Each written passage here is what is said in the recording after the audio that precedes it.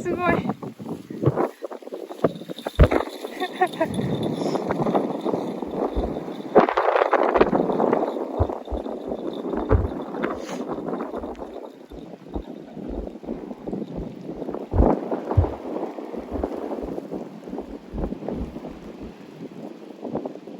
大ちゃんが言ったよ。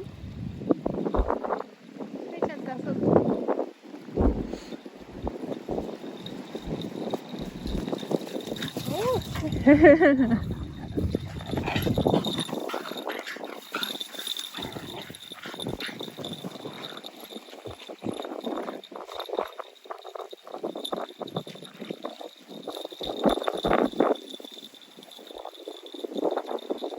あら、大ちゃんも追っかけっこだから、あららららら。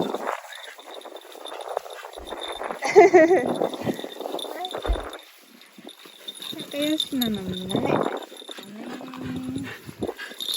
い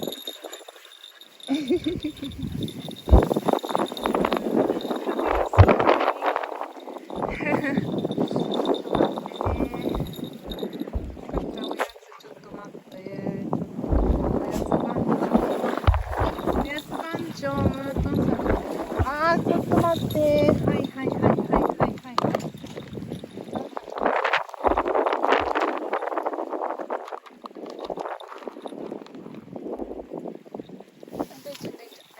めいちゃんよ、はなちゃんよ。大ちゃん食べたいな。じゃあ、どうぞ。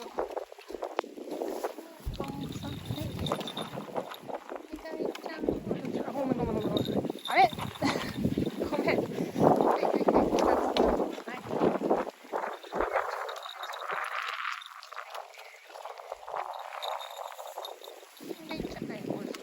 よし、2つも食べたぞ。